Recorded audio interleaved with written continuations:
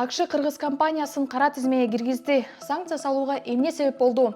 Мен Эльвира Султанмурат кызы айтып берем. Саламатсызбы? АКШнын соода департаменти Орусиянын экономикасын колдоп атат деп кыргызстандык Трое компаниясын кара тизмеге киргизди. Андан тышкары Орусиянын 69 жана Армениянын бир компаниясы кара тизмеге илинген. Документте бул компаниялардын товарлары Украинадагы согушта Орусиянын пайдасына колдонулушу мүмкүн деп жазылган. Кыргызстандык Трое компаниясынын товарларынын акыркы сатып алуучусу белгисиз бойдон калган. Бул жагдай Орусия менен кызматташууда деп шектенүүгө негиз жараткан. Троянын сайтында иш кандай электрондук жабдууларды жеткирип, логистикалык кызмат кылары көрсөтүлгөн. Кыргыз компаниясы саткан товарлардын арасында чип, кабель, коммутатор, радио, датчик, модем, акыркы үлгүдөгү навигациялык жана телекоммуникациялык жабдуулар да бар. Трое деңиз компастарын да жеткирип беребиз деп уадалайт. АКШнын кара тизмесине илинген кыргызстандык компаниянын сайтын окусаң оозуң ачылат. Трое алдыңкы өндүрүүчүлөр жана дүйнө жүзү боюнча дистрибьюторлор менен иштешебиз деп белгилейт. Ошондой эле алардын кызматтары жана товарлары муну менен эле чектелип калбайт деп кошумчалайт. Анткени менен сайтта компаниянын ээси ким, юстиция министрлигине каттоосу бар же жогу жана башка маалыматтар камтылган эмес. Товарлардын өзү да сайтка коюлган эмес.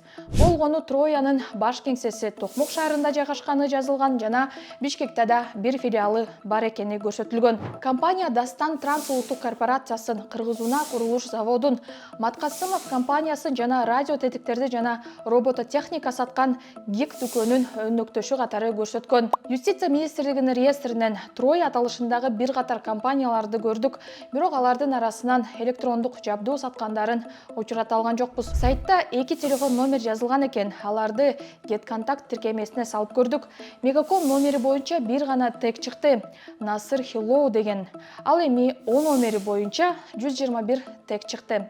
Адамдар бул номерди Расул Ред Петролиум, Расул Альфа Ойл, Расул Хиллоу, Расул Киргизия, Расул Токмок, Расул Хиллоу, Осо Троя, Троя Расул Насыр Байке деп сактаган. Демек, Расул аттуу киши Троя менен Ред Петролиумду байланыштырат.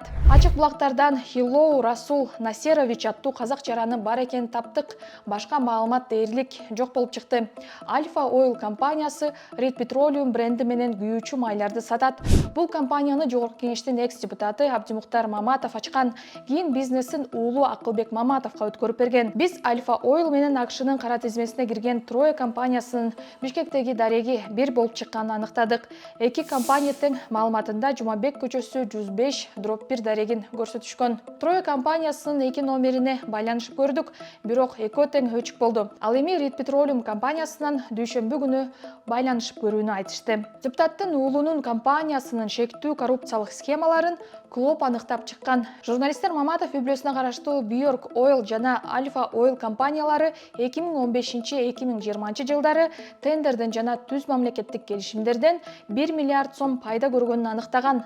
Кызыгы, Акылбек Маматов атасы Жогорку кеңеште отун энергетикалык комитетинде мүчө болгондо тендерлерди утуп, баага ачылган. Ата бала кызыкчылыктар кагылышын жаратып, мыйзамды буйтаган. Украинадагы согушка байланыштуу Орусияга жардам берсеңер, санкцияга кабыласыңар деп АКШ жана батыш чиновниктери Борбор Азияга, анын ичинде Кыргызстанга улам эскертүү берип келишкен. Трое Кыргызстандан санкцияга кирген алгачкы компания. Санкция 19 майда Японияда G7 саммити башталган күнү жарыяланды. Азырынча кыргыз бийлиги буга реакция кыла элек.